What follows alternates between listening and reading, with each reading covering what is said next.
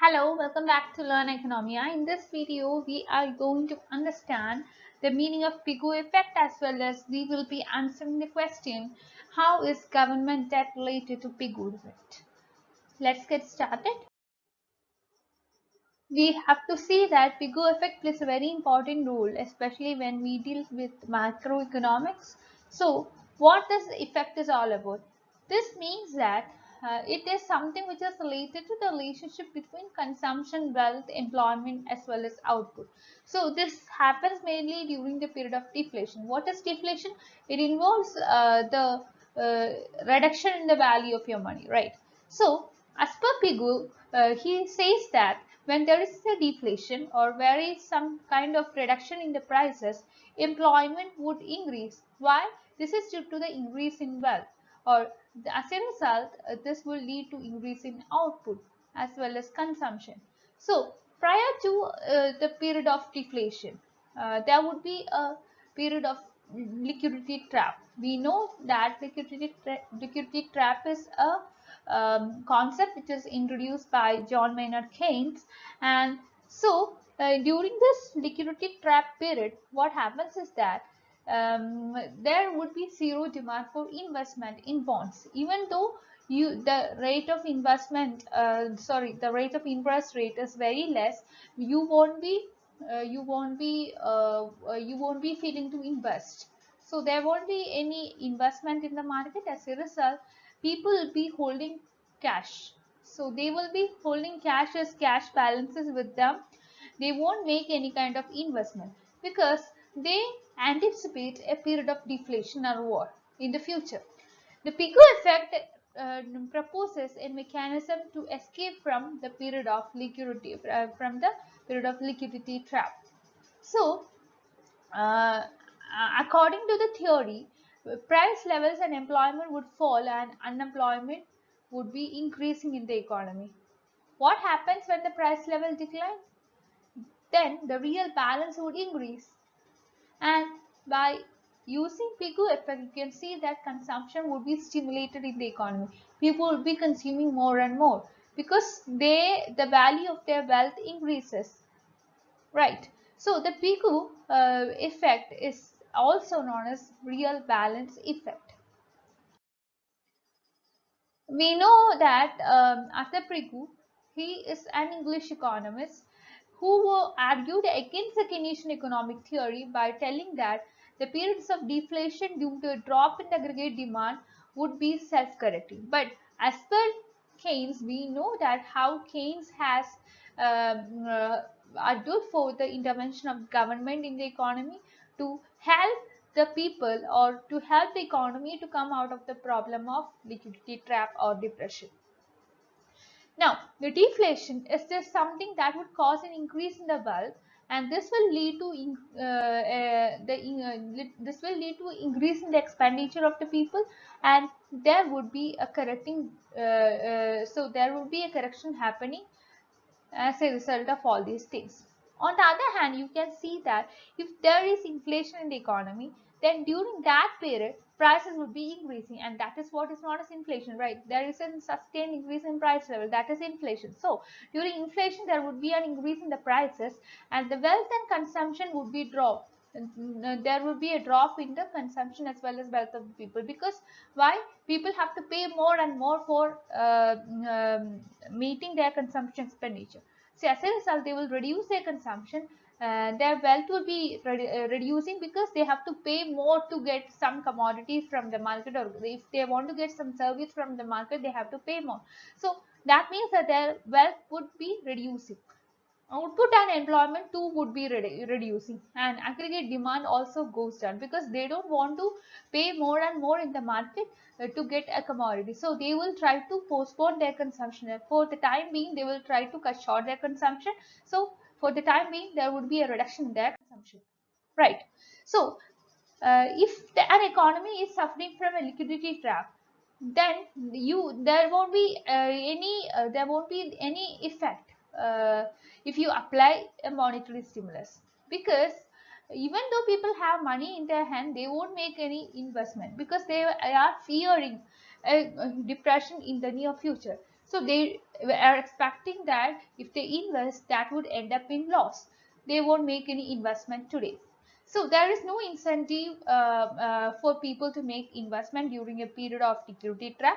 There is no defective link between demand for money and personal income during this time. But what he says is that this explains higher unemployment rate as well. But Pigou says that the Pigou effect is a mechanism to evade liquidity trap. So if you want to escape from liquidity trap problem, the Pigou effect can be a solution. If you go as per Pigou effect, that can be offering a solution to what is known as liquidity trap. This is the idea put forward by Pigou. So as unemployment goes up, price level would be coming down, and this would increase the real balance. If this will increase the value of a wealth, so people can buy more with their money, and as a result, their consumption would be increasing, their employment would go down, and price would rise. So during inflation, price would be increasing. The purchasing power of people will be going down because you have to pay more to get some items. So this makes the people to go for savings. So they will be going for less spending and more saving, right? So at full employment level, what happens is that the economy will be in a different place. Pico says that if wages and prices become sticky, there will be equilibrium, and employment rate will fall below the full employment rate. I hope you know these kinds of concepts, what to say, wage price flexibility concept introduced by classical school of thought, and how Keynes has criticized this wage price flexibility, and he introduced what is known as wage rigidity. Then came the attack from Pigou, all these kinds of things, I think you know. Now coming to the history of Pigou effect. Pigou effect was actually coined by famous economist Arthur Pigou, and it was in 1943 that this person introduced the concept, and it was in his famous work Classical Stationary State that he coined. It was in that particular work that he coined the word Pigou effect.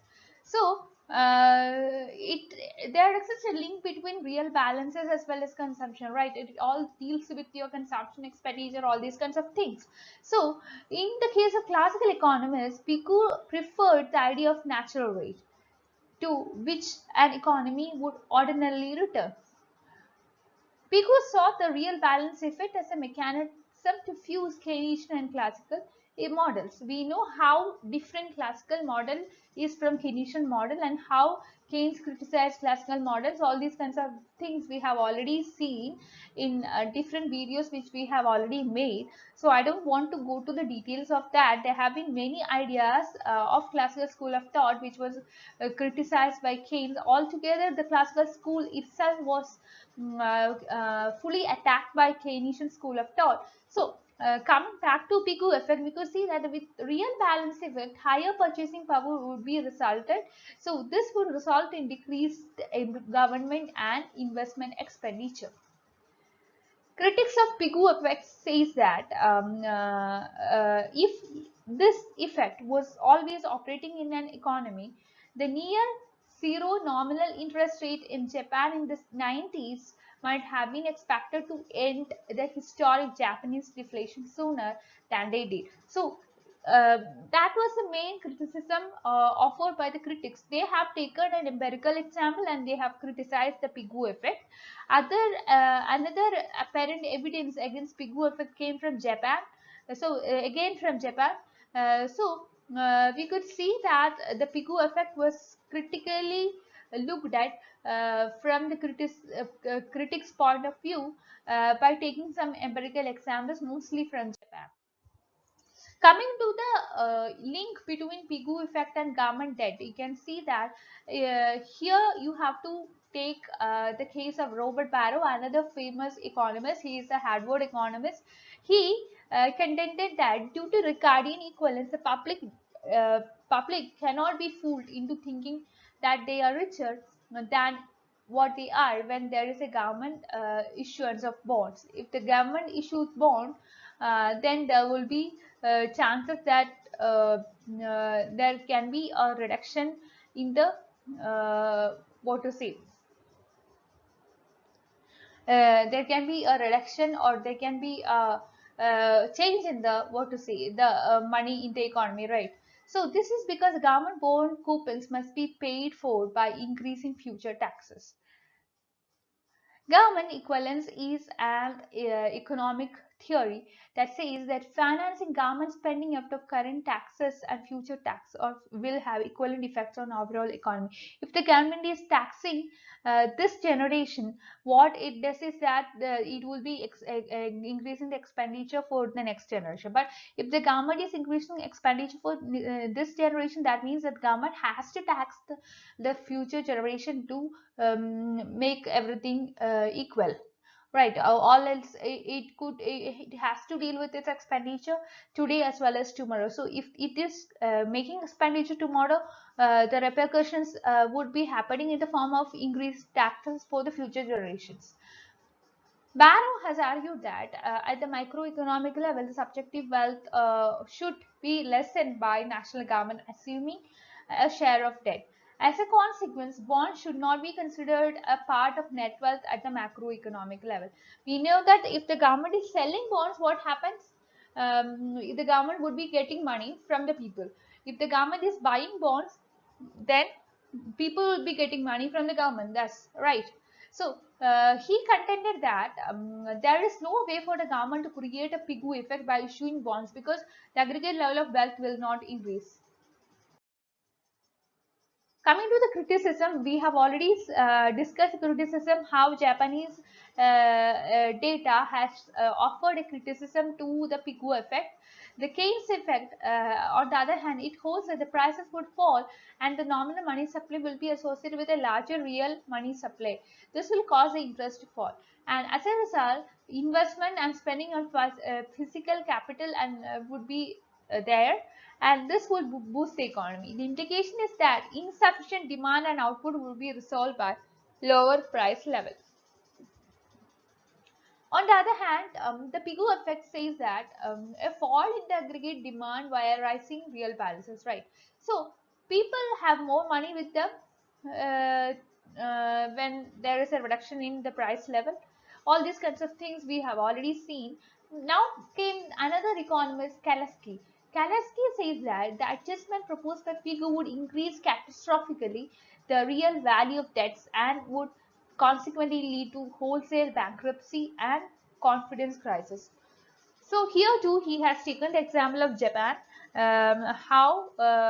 So from this you might have understood that all these kinds of concepts like Pigou effect, Keynes effect, real balance effect, Ricardian equivalence, now all these kinds of things are related, right?